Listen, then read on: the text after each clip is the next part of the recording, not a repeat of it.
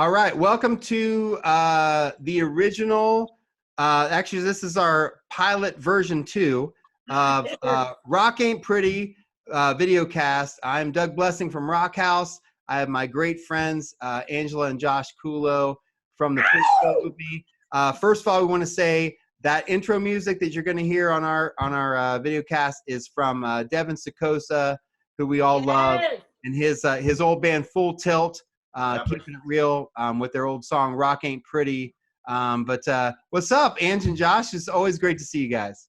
Hey, Doug. What's up, Doug? How you doing, brother? Good. I'm drinking my Elvis juice. That's right. So we all have our drink of choice during the lockdown. I'm of course going with my old standard Elvis juice. Ange is famous for her White Claw. Josh, what's your drink of choice? I gotta be honest with you. I'm normally a Johnny Black guy, but I've been on a red wine kick now for a couple weeks, and we'll just say that I'm doing some damage. I'm at least a bottle a night, so I'm doing something right. Well, I'll tell you what. The days go by. Tangerine. Josh, you and my lovely wife Renee would be good lockdown partners because she's been filling the wine. We got a case of wine delivered to the door 2 days ago, right? Yeah. So where? yeah. Where'd you get it delivered from? Where'd you get that delivered from? Scout and Cellar.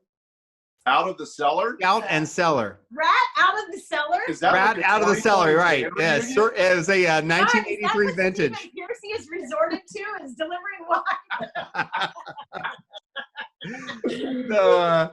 So reverse. So for anybody that's tuning into this, here's the deal. Obviously, my band RockHouse, Ange and Josh's band Pretty Filth. We love playing around Central Ohio, and we're having cabin fever. And whenever Ange and Josh and I are together, we talk a lot of shit about a lot of different things, rock and roll mainly, but we also like to talk about all the other stuff that's going on in pop culture and around Central Ohio and anything else that we throw each other's way. And we always have a great time. So we thought we'd share, try this out and share it with all of you guys. So, right? See what happens. Yeah. Absolutely. Let's do it. Yeah. So I know Jeff from is always on the table. right. Anything and everything could come up. I know Josh, like I said, I was talking to you guys before we went on. Josh is the smartest guy that I know because I think he's the only guy that I'm currently friends with and associated with that is not on Facebook on his own page. But I'm sure he sees Angie's stuff. So a lot of stuff that we've been seeing over the last few weeks since this crazy lockdown started is all related to Netflix shows. Ozark is one that I know we all love. Epic. What are you guys digging on that stuff? Season 3 was the best by far, hands down. So good. Season 1 was great because the premise was just cool. To up and leave from Chicago to head down to the Ozarks. I mean, give me a break, dude. I mean, when you think Ozark, without knowing anything about the show, unless you're from the area, you think Ozark, you think Deliverance. I mean, you know, And that's so what it was. Right. so to have them, well, I mean, seriously, so to have them go down there, I really liked the way they laid everything out and they did it.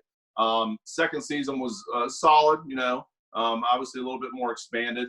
The season 3 this year was absolutely amazing. The fact that every episode had some oh shit moment, and the way they just built upon that. You didn't have to wait 2 or 3 episodes to get a conclusion to something else. They just really did a great job with this season, keeping everybody on the edge of the seats the whole time. And come on, dude, that ending, give me a break, man. Come on. Amazing. Well, that ending was the biggest, but the second biggest part of that whole show was Darlene and Wyatt. I mean, that was like, oh! I mean, I'll tell you what. The immortal words of our guitarist, John Gennaro, she has nice boobies. Yes. She has nice boobies. I'll tell you that. I did not, first of all. And Amy Acton. I did not see that coming. I don't know. Maybe some people did. I did not see it coming where Wyatt was going to hook up with Darlene. And they were going to. And he was the initiator, too. I was shocked. I thought leaned she in. would be. Yeah. He went straight up on that. But that show was a blast. I mean, it really was, honestly. And I mean, you guys, Ange especially, I had my brother-in-law, Wayne, and his wife, Becky, have been telling us for the last year or so to check that show out. And then Ange, you and a few other people were like, go Ozark, Ozark, Ozark. So my wife Renee and I binged all 3 seasons in about 7 days. Yes. And, I tried like hell to not see any spoilers on Facebook or on social media or whatever to get through it, because I love not even knowing what stuff is about before I start. I 100% agree. And man, I'll tell you what, that series it's a great ride. And I mean, I've loved Jason Bateman since clear back when he was on remember the show It's Your Move back when we were in high school, back in the day. Jason Bateman. Well, and he was like the B-level actor compared to his sister. Like Justine Bateman was like the A1 of that family member. She was like the popular one, and I haven't heard from her since Family Ties. Yeah, Jason Bateman's the man. But I remember, I loved him way back in the day. He's got so many great movies, and I was really surprised that actually someone of his level got involved with a Netflix series. And we started watching it, and two shows in, I mean, both of us were hooked. Yeah. Well, but I think now all these like streaming TV show or streaming channels, now that's where all the A-listers go now. Like we watched Apple TV with the morning show with Jennifer Aniston and Steve Carell. I mean, those are your A-list actors. Now everybody's going to streaming. The Hunter with Al Pacino on Amazon Prime. That was crazy. Oh, so good. That was a great show. Great you show. would never think that. And even what was the one with Robert De Niro and Al Pacino? The Irishman. The Irishman. Oh my God, And same thing. Crazy. I mean, it's like now Joe Pesci. Nobody goes to the movies really anymore. So now this is where people see you. No doubt. So we both play. We the three of us play in 80s bands, as do a lot of people that we know and hang out with and associate with. I am personally very concerned that my wardrobe is going to be scrutinized to a whole nother level, because everything that I wear has animal print on it. And our boy Joe Exotic, I think, is either all of us or ruined it for all of us, right? I tell you what, I'm the exact opposite. I think that it will make more of a splash to wear more of the animal print now. Right. And all the years that we've been doing this, I've worn animal print once in my life. And I honestly stop it, Josh. I've seen your animal print at least twice. No, Josh is anti. Yeah, I ruined him with Jersey Shore, so he was very anti. Terrible. But I found these amazing cheetah stretch pants, and I wore them for a show one night, and I absolutely loved them. Yeah, Tommy O'Brien. So I definitely will be wearing those again, but it won't be an every gig thing, because you can only pull out a little Joe Exotic every once in a while. Yeah, that's right. Right. The world needs it. It was a great show. It was an amazing show, and I tell you, we obviously, I think by the time that we Josh hated it. No, Josh hated the fact that you both said it was a great show is embarrassing. Josh loves Jeff Lowe. That's why. Bullshit. It was a okay Josh show. Is Carol Baskin. Right. I guess I got to go with Josh a little bit. It was an okay show. Yes. It's never going to win it's not going to win awards for best documentary. No. But it was a shit show that you could not turn away from. Yeah, it was, and that's the thing, is that I watched an episode. I've watched like 2 at a time every other day. It never pulled me into the point that I was like, oh, I can't wait to see what happens next. Because at the end of the day, it was a 7-part documentary that could have been 3 parts. So again, it served its purpose. I give it a big thumbs. It just wasn't very good. So again, it served its purpose. It gives us all something to talk about. There's nothing better than the meme of Joe Exotic hanging out with the gigantic African-American guy with a 13-inch schlong. Oh my God, John sends seen. us those memes in every single article, no matter what it is. It could be a Trump press conference. It could be whatever, and then it's that dude. I think it was a crime. I think it was a crime that there wasn't at least more than 5 minutes dedicated to the fact. And we were talking about this earlier, that the gal that had her freaking arm ripped off that went back to work 5 days later, like they talked about that, like very insane, dude. Like that's a completely normal thing, right? Like then you get your arm ripped off and you just go back to work. I mean, and I understand they're all meth heads, but that level of loyalty. for work, and that work ethic is amazing. They got paid what, $120 a week? Your arm is a nub. She was back to work in 7 days, and she's still kind of defensive. But look, you keep watching that throughout the whole series, and you're like, you get $120 a week. Can you take $5 to that and get some Jergens? Because that stump was all scaly and shit the whole time. It's like you can't rub a little lotion on that goddamn thing, dude. Put a sock on it or something. Right. I was like, worst case scenario, you take a piece of that overdue Walmart bologna out of the meat truck, and you just kind of cup it. You just kind of cup it right on the end, right there. Right? Oh my god, I love it. So I told you guys, you know, the last shirt that I bought for the band. I got it like delivered like, I don't know, probably in like February. I ordered it online. I always order like cheap, crazy ass stuff online. Yeah. And here it is right here. But I'm telling you, look at this shit. Like how Renee told me you just got that last week. right, exactly. I just ordered this, right. But so the next time I wear this thing, I mean, you tell me. I'm gonna put this on and be like, hey, it's Joe Exotic. Oh, you have to. You should say yes. You should be Doug Exotic. Hey, I'll wear it with pride. And you messaged me earlier today and was like, my hair is like that exact length, like my normal hair. Dude, how amazing. Yeah. Did you watch that video, that kid's bowl cut?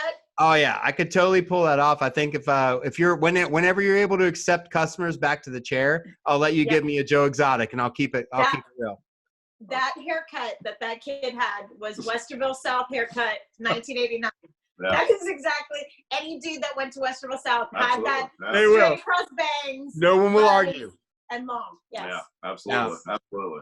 Yes. You will get no argument on that. That was straight up Westerville South circuit. It was Westerville South. Westerville South.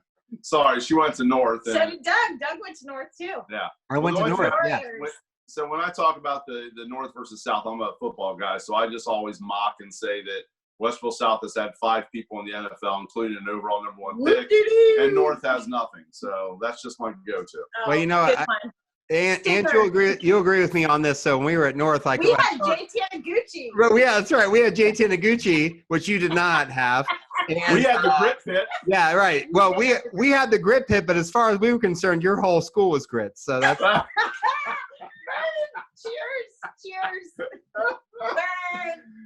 And seriously, that's pretty funny because you do. I mean, back then, dude, it was North was the rich kids. Exactly. Right. It's exactly. Yeah. Here I was in Sunbury Woods, and I was a rich kid, right? Yeah, exactly. You like take that, grit. Oh my god, I love it. Oh my god. So anyway, so I say basically we kind of put our little our lineup tonight of all the shit that we've been texting about back and forth the last couple of weeks. And I think the three of us, along with pretty much 90% of the people that we're associated with, are all concerned about concerts this summer. You know, I mean, we all look forward to the concerts. My God, I can't even imagine a summer in Ohio with no concerts. I mean, you think about all the bands that between just the three of us and all the people that we hang out with, all of the concerts that we've been to in the last 3 or 4 years, having none of that stuff happen. I know that. Yeah, it'd be crazy. So I know that. I mean, you guys obviously hit up and bought good seats for several shows for the stadium tour with Motley and Def Leppard. I'm obviously myself and Renee. We're going to be meeting up with you guys for the Cleveland show. What do you think about this stuff? Do you think any of this stuff's actually going to happen? I don't see it happening. I think that, especially when you talk about the stadium tour, the fact that it's taking place in ball diamonds, I can't see it, because you got Major League Baseball saying now that if they're going to play, it's going to be out in Arizona, no crowds. So how the hell are they going to condone letting Motley and Def Leppard go into their stadiums and pack it with 35,000 people? It's just not going to happen. Yeah. So my assumption is it'll get the old delayed till next year, and we'll see what happens. But so I think the bigger ones like that, I don't think there's any chance in hell it's going to happen. I think even the smaller shows on smaller scales and in club-like settings, I don't know, man. I really think that the world as we know it has changed for the next 18 to 24 months. I just don't see crowds getting together. Yeah, 18 to 24 months, that's long. Yeah, we'll see. What do you think, Ange? I mean, so like, I think, I'm kind of like, I ride both sides of it. I mean, I definitely, most of me rides on Josh's side. I think that like when all the bars that reopen, that like bars, I think are going to be crazy crowded. I think everybody's going to rush out and like, everybody's going to want to get back out on the weekends and stuff again. What do you think? I think so too. And I think the fact that it's going to be, I told him this the other day. I said, the one of the saving graces is that this time of year, I can't imagine if this happened to us and we were in quarantine in November and December. I mean, I would be nuts. The fact that it's now at least springtime, so you can sit out on your patio in your own house, whatever. I do think the dynamic's going to change. It is going to be different, because how can we go from quarantine? Who was it? California just extended it to now May 15th. My sister lives in Arlington, Virginia, and their governor made it till June 10th. So June 10th is far. That's 2 more months. Yeah. So to me, I'm like, how can you go from being quarantined and nobody can do anything to then having venues with 20,000, 30,000 people? I just don't see it happening. As much as I'd want it to, I just don't see it happening. I don't know. I feel like I don't think life is going to go back to the way it was. It's going to be a little different. Yeah. I think that like, from the stuff that, I mean, I read stuff online every day, and I was just telling, my wife Renee this earlier today. I'm like, you can find any viewpoint you want online. You can find the people that say everything's gonna be back to normal by the middle of May, to the people that say it's gonna be next year before anything's back to normal. I think that like there are some businesses that I'm keeping my eye on that I think are gonna kind of set the pace, and that's gonna be in the summer months. I think if you watch the theme parks, the Disney World, the Cedar Point, when they decide, okay, we're going to reopen and let people in, I think that's a big thing. I think the casino, you guys know, casinos, man. Absolutely. I mean, casinos, that they're like chomping at the bit, waiting for the day they can just reopen those doors and let people back in to spend their money. So I think that the casino for the summer, because we're obviously, when things start to take a turn, it's going to be summertime. I think the businesses that are going to set that pace are going to be the theme parks, because we're all waiting. Theme parks, water parks, and casinos. I mean, those are really the ones that I'm watching for. Like, water parks you should really avoid anyway. What was that? What'd you say? I said water parks you should just really avoid. Right? You're basically bathing. You're basically bathing in a virus-filled environment anyway on any day of the year. So love it. Especially with you talk about the casinos. I mean, how many millions of dollars does the state get, and in turn the schools get directly from casino intake? So you're right. I'm sure that the casinos aren't the only one who are rooting for the casinos to get back to business. Yeah, exactly. And I mean, Josh.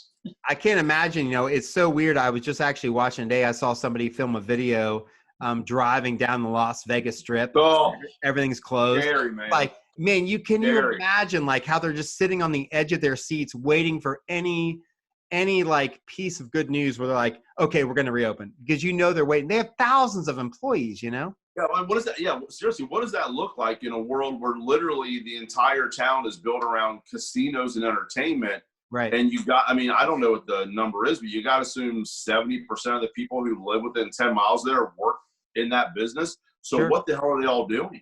I mean, I get it. I'd be eating peyote buttons and wandering around the desert too, but right. Well, like you normally would. Yeah, of course. Yeah, exactly. Yeah.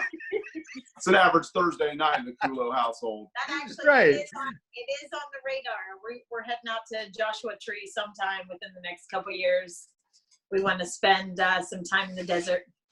Yeah. Who knows? Maybe it'll be sooner than later. Yeah, exactly. You might end up living there. Who knows? You might be there. I might have to find you guys via smoke signal by come. We'll be in Death Valley. We'll be next to Heidi Fleiss and her parents.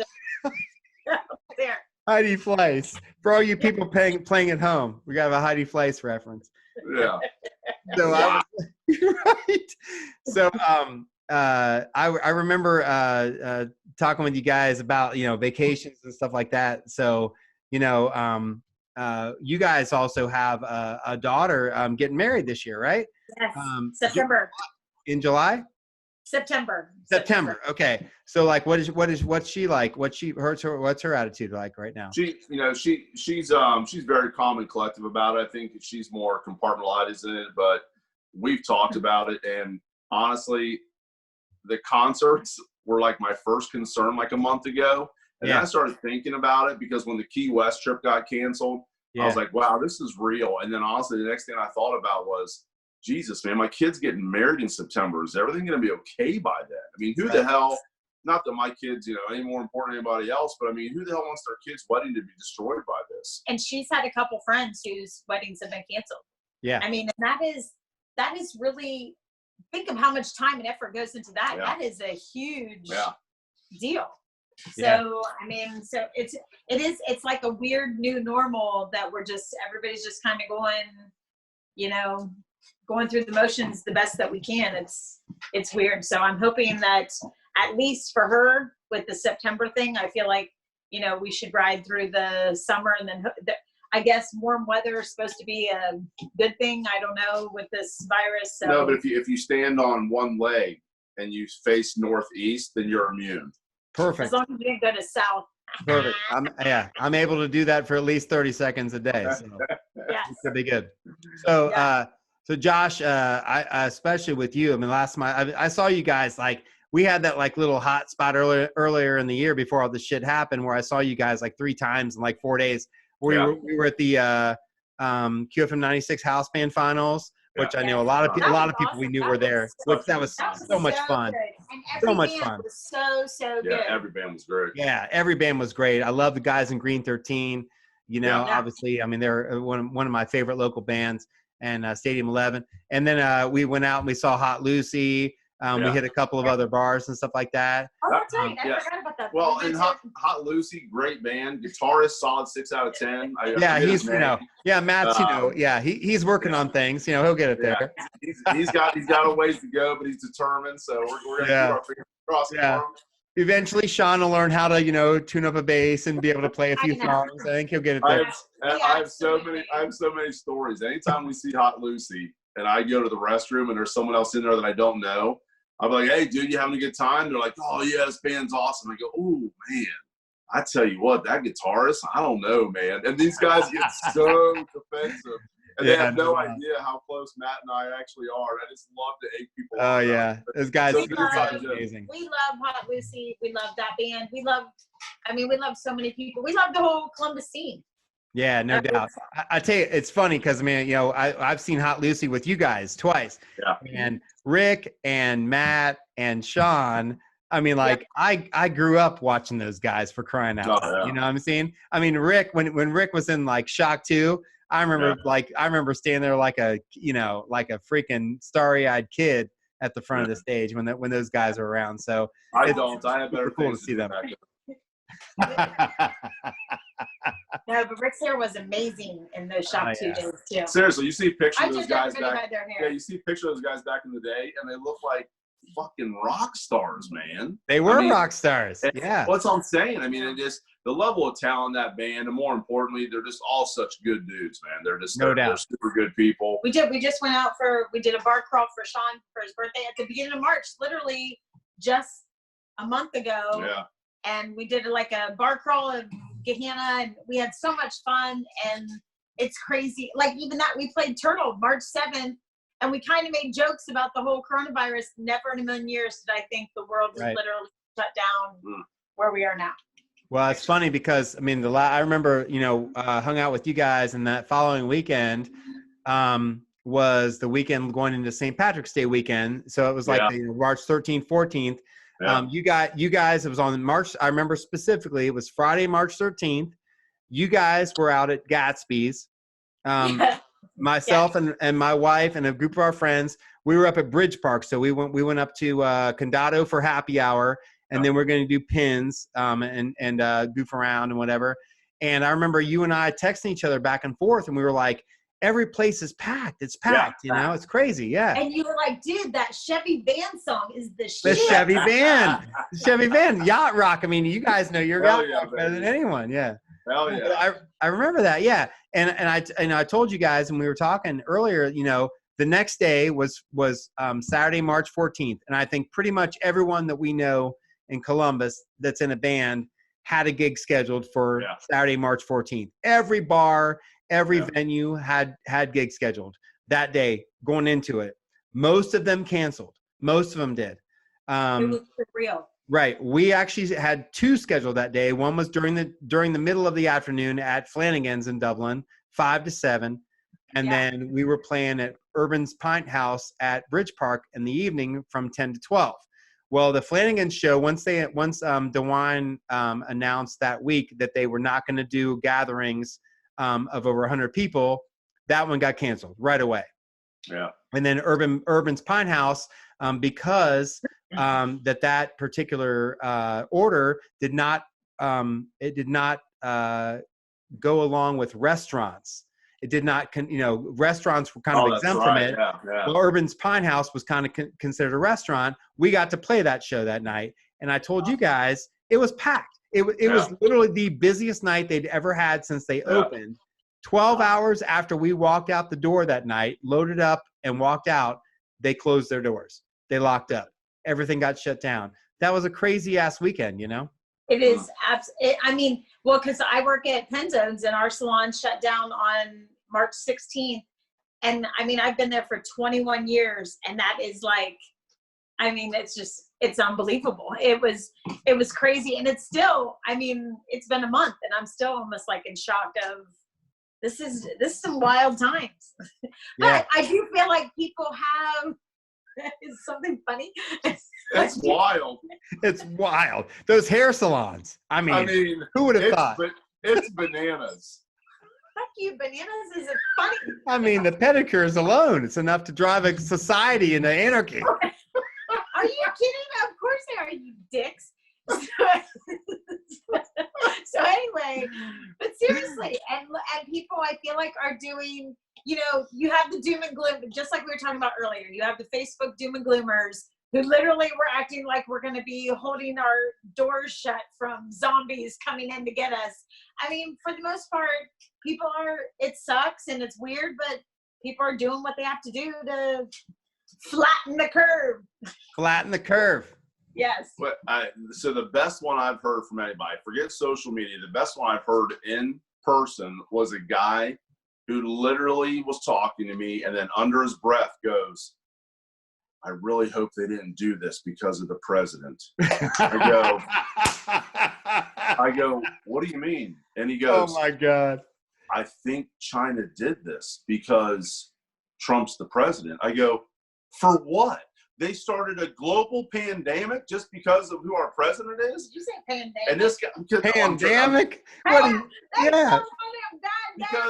You got a little Zanesville in you there, Josh. Well, this guy did. That's my whole point. So, but this guy was genuine. He truly thinks that China started a worldwide pandemic because of the president. I'm like, dude, you are out of your flipping mind. For the record, I did not bring up politics. Josh did. Yeah, I'm not right. trying to bring up politics. I'm talking about the mindset. I know. Just the mindset. Someone ate a raw bat, and that's how this started. I'm like, how dumb are we as a society? Well, back in the 80s, if you ate a raw bat, you fucking sold out your tour. So you were a rock star. Yes, you're damn right. You're damn right. Lick up your piss, eat a bat, whatever. So check it out. So I did want to make sure we touched on this for a couple of minutes. Sure. So I think we've established it very clearly from the times that we've hung out over the last several years since I got to know you guys. We love all the same bands. There's no question about that.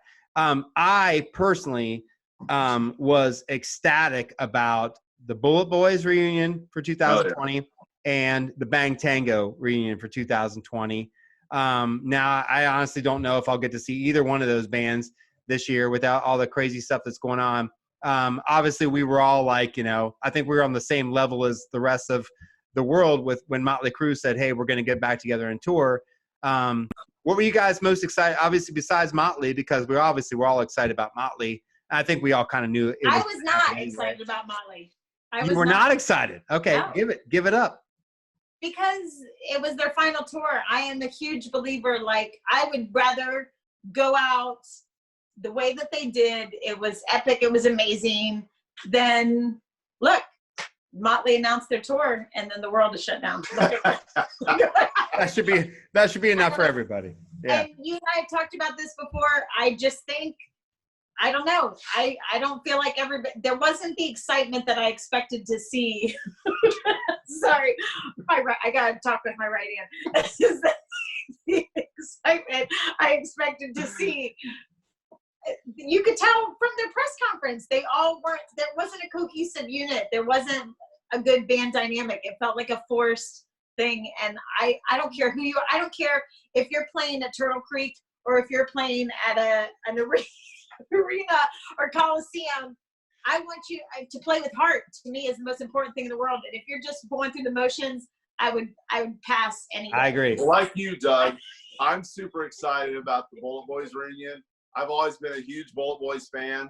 The first time I ever saw them was opening up for Bon Jovi. Bon Jovi was on their New Jersey tour, and it was out Legend Valley, and it was Cinderella, Winger, and Bullet Boys. And that's the first time I ever saw them. And then, then you see them a couple years later, and they're playing the Ohio State Fair, and you see them a couple years later, and Mark's playing at a bar with 15 people on the west side of Columbus. Yeah, what was that, Cadillac Jackson? No, hey, that was the first time I ever saw you guys. We actually were able to pull that together because I think that the three of us now, Stretch and I played acoustically that night and opened up for Mark Torien and the Bullet Boys at Cadillac Jacks. Now, you guys were there. I think what was there? Probably 20 people there, 30 people, if that. Yeah. And it was crazy because I remember thinking, God, this opening act should have been. I know who are these freaking who got an acoustic band? Like, it was insane though, because if I remember right, he played nothing but covers and only played one Bullet Boy song, I think, at the end. You're right. Oh, that's when he said, "Boom, boom, out goes the lights." Out go the lights. So crazy enough. So we played that. We played like a literally like a 25-minute acoustic set, and then there was a couple other bands before they played. Okay. And then Mark comes up to us when we come off the stage. And we just did a bunch of 80s covers, acoustically, just for, with shits and giggles, whatever. And so Mark comes up to us when we finished playing, and he grabs Stretch. He's like, "Hey, we're going to play Man of Constant Sorrow in our set. Would you mind playing the 12-string on it?" And I look, I'm like, "You're going to play Man of Constant Sorrow?" Are you fucking kidding me? I want to hear Shoot the Preacher Down. Are you kidding me? I want to hear fucking Man of Constant Sorrow. Yeah. Right? But how hysterical. He's probably like, "Oh my God, there's 20 people here. Who gives a fuck what I play? I'm going to play whatever I want." What are you going to play, Man of Constant Sorrow? And then after this is going to be Celine Dion, My Heart Will Go On. Right, exactly. We're going to play the acoustic version of fucking, Four Non-Blondes, and I want you to join in on the 12-string, Give me a break. I couldn't believe it. I'm a huge Bullet Boys fan, always have been. I think their first album was obviously great, and Smooth Up In Ya, one of the quintessential 80s songs. But I think Freak Show was absolutely amazing. I'm obsessed with that album front to back. Same here. We got to see them at the Al Rosa for the first 5 songs.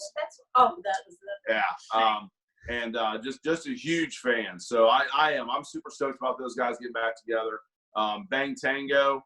I like them. We saw them at Club 161. Is that what it was called? That's not what we saw.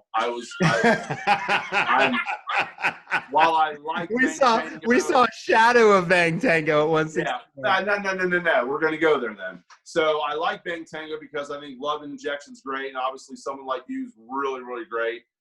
But Beautiful Creatures was a hell of a lot better band than Bang Tango was, man.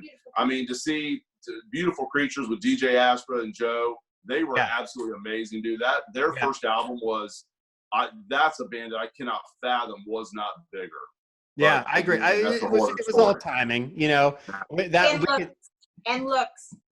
Yeah, timing and looks. But we could make a whole episode out of that, Josh, of and I've talked about this with Archie and stuff. It's like some of those bands, it was just timing, man. I mean, it was just timing. I mean, there were so many great bands that came out of like from 89 to like 91, 92 that no one will ever even know existed just because of what was going on in rock music at the time.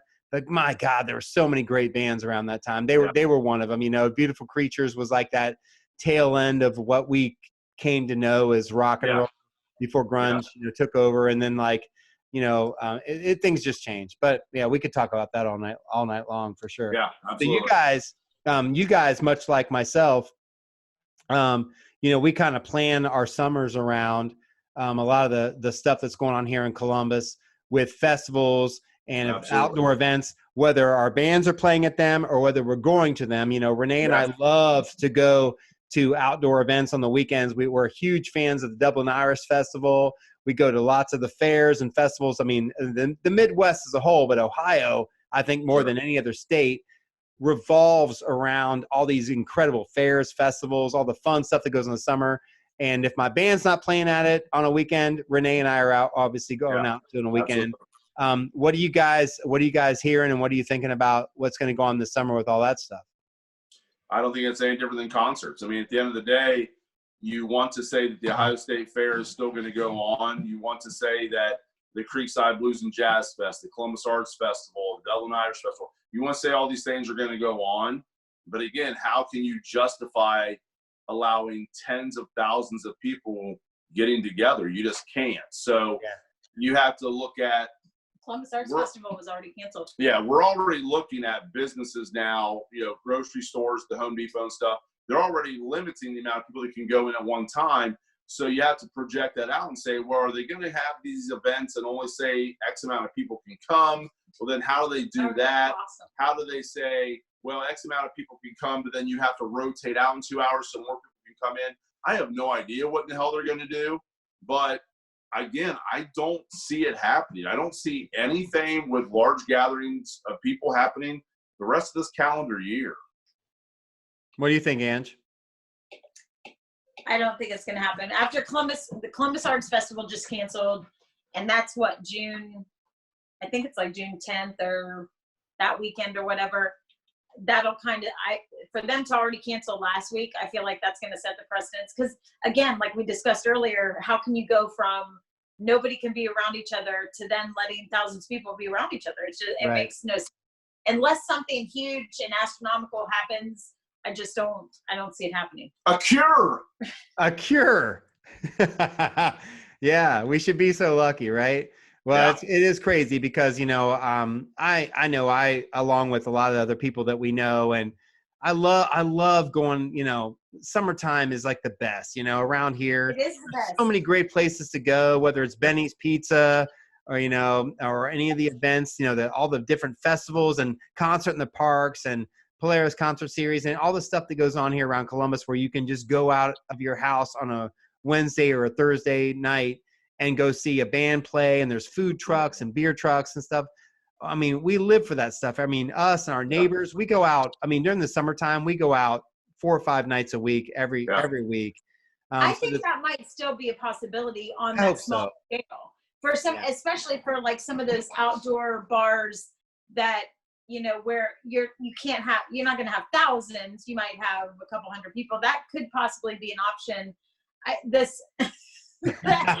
saddest part. Yeah. I don't know. I don't know. Like it is, Americans aren't good at listening and doing stuff. So you're not going to be able to hold people in their houses for months on end. I think it's going to go for bananas. Yeah, I agree. And bananas. That's wild. It is very wild. And I know you guys, much like myself, and we go out. Yeah, we go out around town, and I told you guys. You said you went up to Hayden Falls last weekend, up in the Dublin area. We drove up and went on a walk and up to that new Dublin pedestrian bridge, and it was packed. It was absolutely packed. I think the point of that is, like, right now is the time when none of us are really supposed to being out and about around each other. And some of those places are crowded now. So I think that when all this unleashes, that there are certain areas, Bridge Park, Short North, you know, in certain areas of downtown, German Village, whatever.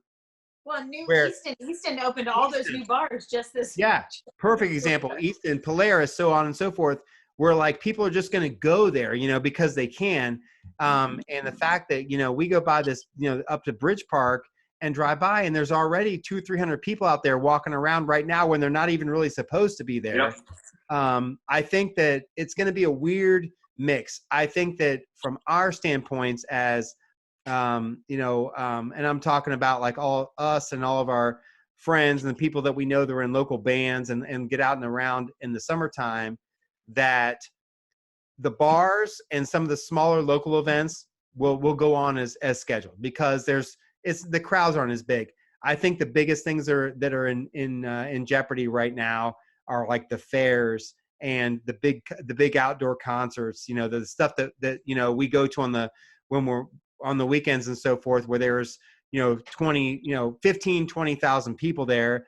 I don't know how that stuff's gonna get a grip this summer so soon. For sure. It'll be interesting to see what the Horseshoe looks like empty this fall. I don't even want to think about that. Yeah. We'll have to talk about that on the next time we do this, because football season is like I can't even wrap my religion, mind. Baby. Religion. I know. You guys are buzzkills. Let's go back to Jeff Keith's arms and I know. choppers. Let's talk about Jeff Keith's amazing choppers. He looks like Matt Damon from Something About Mary. Right? But literally, his arms swing past his knees. Oh, they do, man. I'll tell you. They're amazing. He's like, you remember that evolutionary scale of like the gorilla man? He's like one step. He's like one step below the human, right? Yes. I'm sorry, what? Oh, Jeff. Hey, Jeff. Yeah, Angie and Doug. I know. We were going to open for you guys this year. Yeah, right. Well, we just ruined that. I know, we just ruined it. So we'll cut this off because we're coming up on like the 45-minute mark. Obviously, here's the awesome thing. You know, I talk to you guys all the time, and I hope people like to tune in and check this stuff out, us talking. Yeah.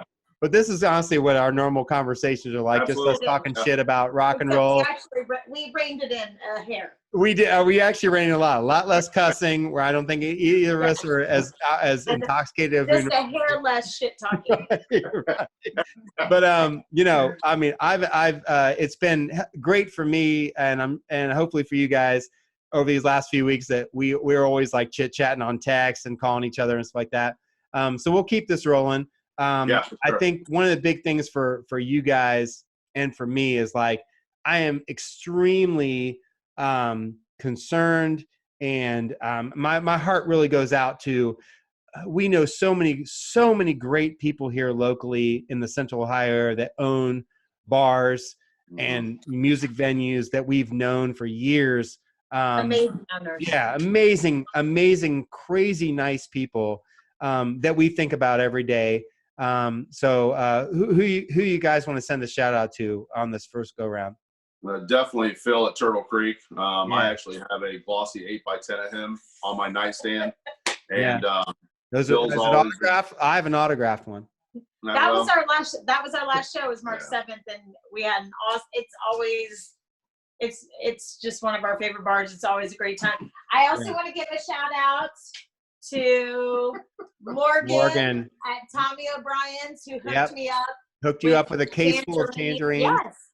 And when you buy a 12-pack, you can only get 3 tangerine, and I got to buy all the tangerine.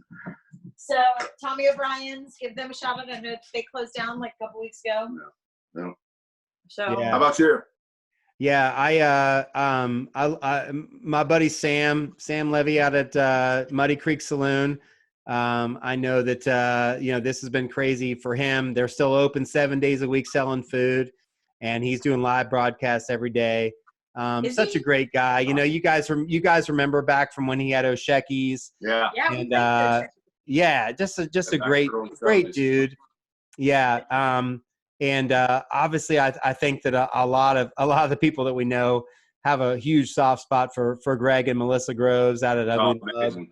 Oh my Yeah. God, love Greg and Melissa. Yeah, and Love Teresa. I know we were all supposed to be in Key West. I know. We had a. I know we were all going to be. That's right. We were all going to be in Key West next week together, and Teresa out there as well. So I'd like to shout out to them. There's a bunch of other ones. We'll save that for the next time. Sure. And I'm going to try this week. I told Renee, I was like, I'm gonna get out this week a couple times and go pick up some carry out food from a few of our places that we play at, because I know they're still there working and doing what they can, making some money. Well, and it's totally helped with the cocktails now that Yeah. everybody can do alcohol. So you can get mixed drinks, you can get Bloody Marys. A lot of places are doing. That's kind of cool. The meat tradition. Yeah. Sorry. I told our neighbors about that. You guys said they had 32-ounce margaritas. 32 ounce. 32 ounce margaritas. Meat I'm there. And you can get 2 per meal. Not So, per order, per meal. not per order, per meal. And I think I told you the other day, they're literally brown. They're brown. So That's right. they are like lights out. Yeah, it's like Perfect. it's like drinking the Ohio River with a straw. Exactly. They're cyanide margaritas. Yeah.